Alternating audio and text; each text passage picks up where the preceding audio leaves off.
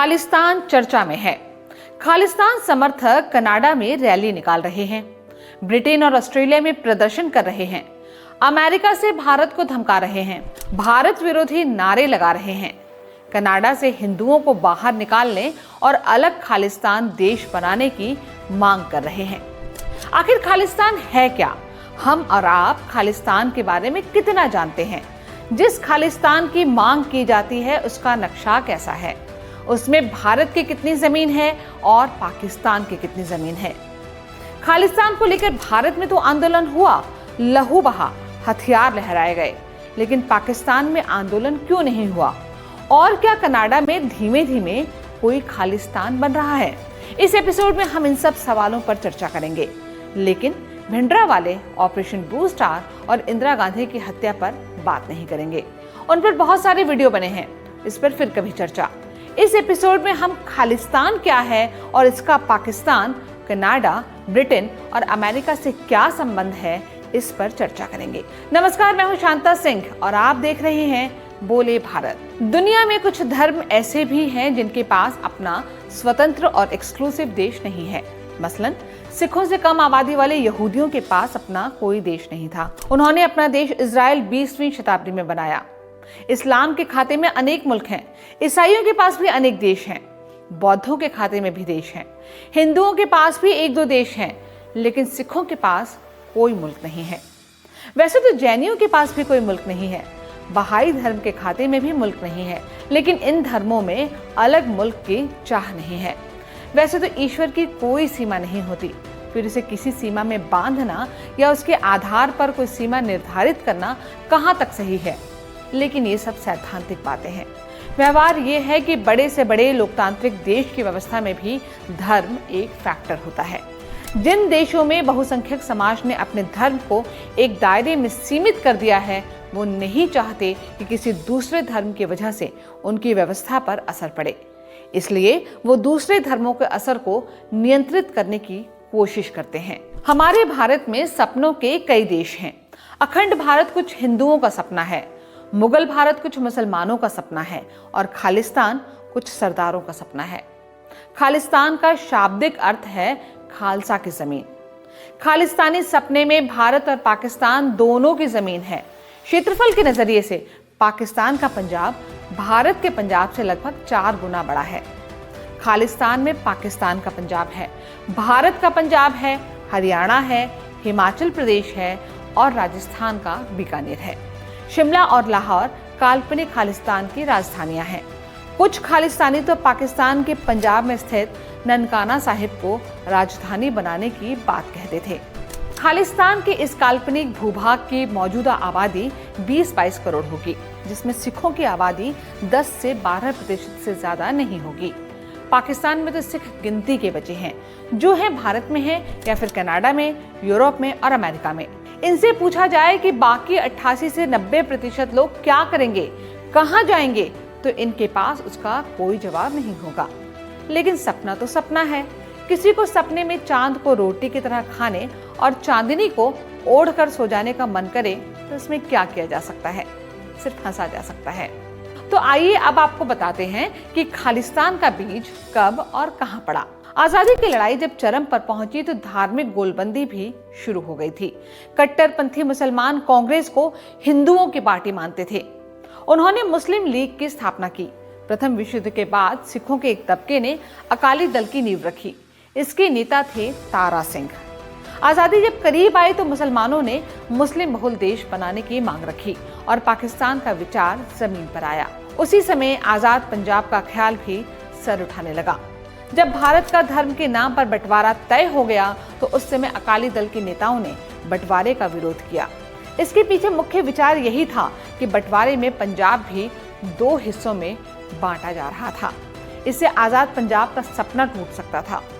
खैर, बंटवारा हुआ और पंजाब का ज्यादातर हिस्सा पाकिस्तान में चला गया और सिखों का आजाद पंजाब का सपना टूट गया। भारत में अलग पंजाबी सूबा बनाने की मांग को लेकर 1950 के दशक में सिखों ने बड़ा आंदोलन किया। करीब 1.5 दशक तक चले इस आंदोलन के बाद पंजाब का पुनर्गठन किया गया। कुछ हिस्सा हिमाचल प्रदेश में मिला दिया गया और हरियाणा को अलग कर दिया गया। 1 नवंबर 1966 को सिखों को भारत का एक ऐसा सूबा मिल गया था जिसमें वो बहुसंख्यक हैं। लेकिन अलगाववादी धड़ों से संबंध रखने वाले बहुत से सिखों ने इसे एक पड़ाव के तौर पर देखा। इनकी मंजिल अलग प्रदेश नहीं, अलग देश है। अब सवाल उठता है कि खालिस्तान के आंदोलन में पाकिस्तान की क्या भूमिका है। ये बेहद रोचक सवाल है। पाकिस्तान में मुसलमानों ने सिखों का नरसंहार किया, उनकी जमीन हड़प ली, उनके घरों पर कब्जा कर लिया। लेकिन वही पाकिस्तान सिखों को खालिस्तान का सपना बेचता है। आपने हमारे देश के नवजोत सिंह सिद्धू जैसे क्रांतिकारियों को पाकिस्तानी हुक्मरानों के गले मिलते देखा होगा। ठीक ऐसे ही 1970 के दशक में खालिस्तान की मांग को लेकर आंदोलन छेड़ने वाले जगजीत सिंह चौहान को पाकिस्तानी हुक्मरान जुल्फिकार अली भुट्टो ने एक सपना दिखाया था।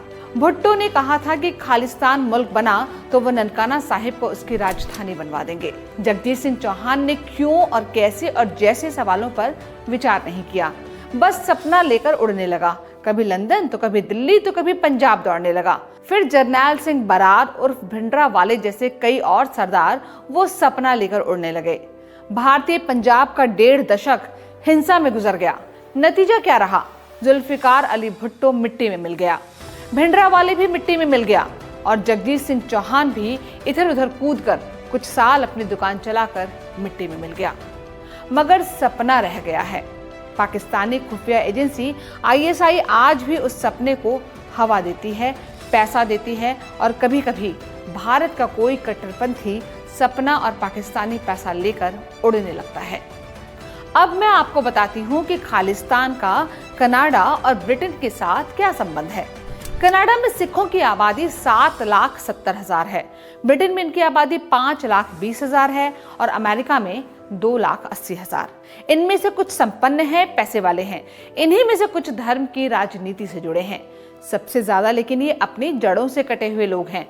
ऐसे लोग वास्तविकता में नहीं, ख्वाब में जीते हैं। जड़ों से कटे हुए लोगों की, घर से भगाए गए लोगों की त्रासदी होती है। वो एक काल्पनिक गांव, शहर में रहते हैं। वो लंदन में रहेंगे और बारिश होगी तो लाहौर की मिट्टी की खुशबू उनकी सांसों में भर जाएगी। ये एक साइकोलॉजिकल मसला है, इस पर फिर कभी चर्चा करेंगे। लेकिन इस बीमारी के शिकार मरीज से पूछिए कि आपका देश कौन सा है तो जवाब मिलेगा पंजाब। फिर पूछिएगा कि कौन सा पंजाब, भारत वाला या पाकिस्तान वाला? ये दोनों को अपना बताएंगे। अमृतसर के साथ लाहौर को अपना बताएंगे, ननकाना साहिब को तो अपना बताएंगे ही। फिर पूछिएगा कि लाहौर से तो मुसलमानों ने आपके पुरखों को मारकर भगा दिया था। फिर उनकी मुट्ठियां भिज जाएंगी और वो कहेंगे कि हासिल करेंगे, ननकाना साहिब को आजाद कराएंगे, भारत और पाकिस्तान दोनों से पंजाब वापस लेंगे, लड़ कर लेंगे। फिर तो आंदोलन पाकिस्तान में भी होना चाहिए। फिर पाकिस्तान के हुक्मरानों और ISI से पैसे लेकर भारत में अपने ही लोगों के खिलाफ हिंसा तो नहीं करनी चाहिए। लेकिन दिक्कत यह है कि पाकिस्तान में लड़ेगा कौन? पाकिस्तान में पंजाब है, लाहौर है, ननकाना साहिब है, पंजाबी हैं, लेकिन सरदार कहाँ हैं? बंटवारे से पहले पाकिस्तान में 6 से 7% सिख थे। बंटवारे में भयानक धार्मिक हिंसा हुई। मुस्लिम बहुल आबादी वाले पाकिस्तान में हिंदुओं के साथ साथ सिखों का नरसंहार हुआ।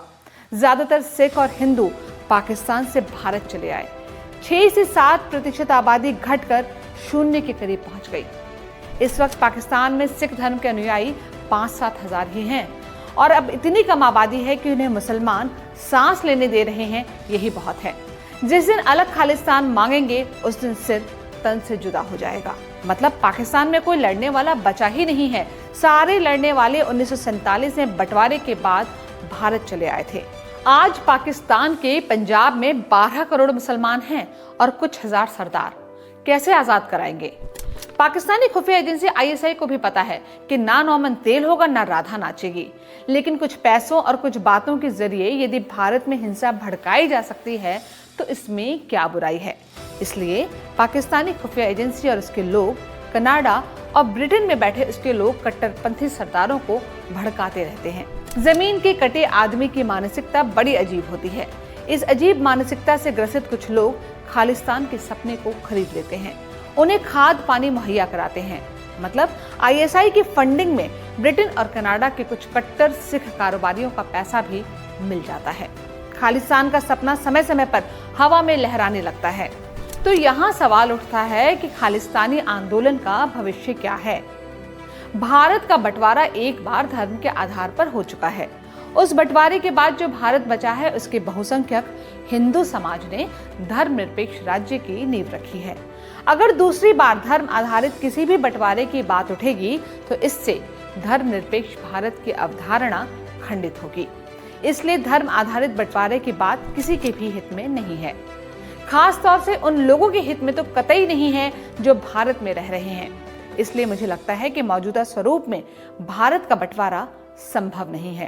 पंजाब में 40% गैर सिख हैं, लेकिन मौजूदा स्वरूप में अस्तित्व में आने के बाद से एक भी गैर सिख मुख्यमंत्री नहीं बना है, जबकि भारत में 2% आबादी वाले सिख समुदाय का प्रधानमंत्री भी बना है, राष्ट्रपति भी बना है। ऐसा इसलिए कि सिख समुदाय को बहुसंख्यक हिंदू समाज अपने परिवार का हिस्सा मानता है, उनके मंदिरों में मत्था टेकता है।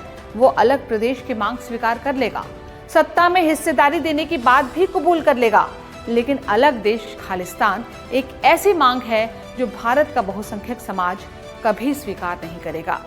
और जहां तक लड़कर खालिस्तान हासिल करने की बात है, ये संभव नहीं है। भारतीय स्टेट बहुत ताकतवर है, वह ऐसे किसी भी विद्रोह को कुचलने की हैसियत रखता है। कम शब्दों में यदि खालसा को राज करना है तो मित्रता और प्रेम के जरिए वो चाहे तो समूचे भारत पर राज कर सकते हैं। युद्ध के रास्ते उन्हें कुछ हासिल नहीं होगा। इस एपिसोड में इतना ही। अगर आपको ये वीडियो ठीक लगा हो तो इसे शेयर कीजिए और संभव हो तो बोले भारत को सब्सक्राइब कीजिए। नमस्कार।